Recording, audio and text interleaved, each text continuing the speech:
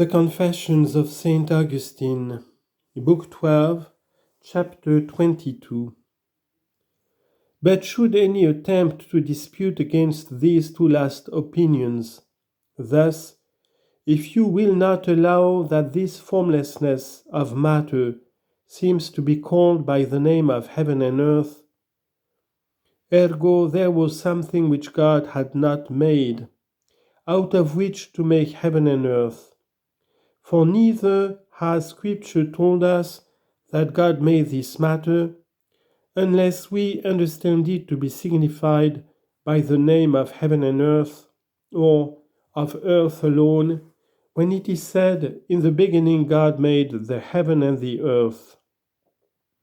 And so in what follows, "And the earth was invisible and without form, although it pleased him so to call the formless matter," we are to understand no other matter but that which God made,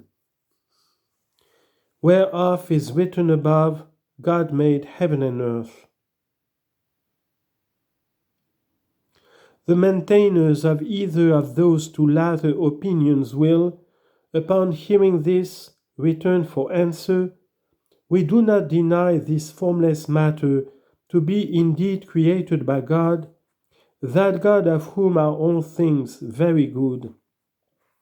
For as we affirm that to be a greater good which is created and formed, so we confess that to be a lesser good which is made capable of creation and form, yet still good.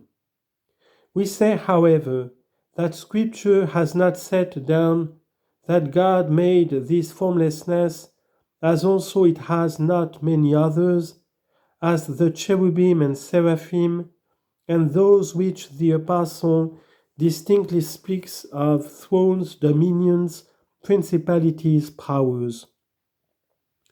All which that God made is most apparent. Or, if in that which is said he made heaven and earth, all things be comprehended, what shall we say of the waters upon which the Spirit of God moved? For if they be comprised in this word earth, how then can formless matter be meant in that name of earth, when we see the waters so beautiful?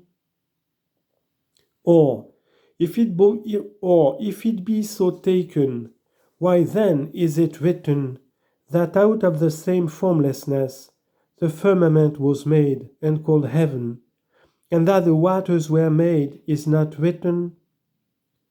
For the waters remain not formless and invisible, seeing we behold them flowing in so comely a manner. But if they then received that beauty when God said, "Let the waters under the firmament be gathered together," that so the gathering together be itself the forming of them, what will be said as to those waters above the firmament? Seeing neither, if formless, would they have been worthy of so honorable a seat, nor is it written, by what word they were formed.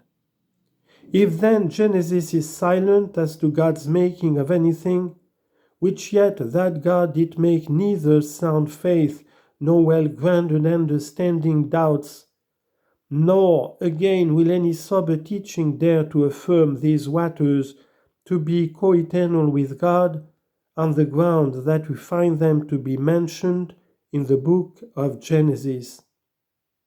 But when they were created, we do not find.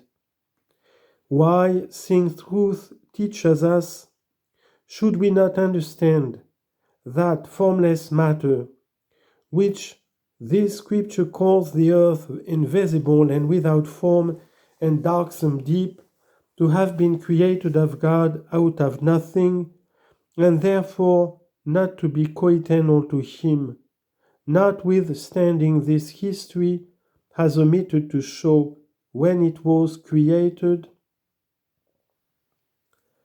Chapter 23.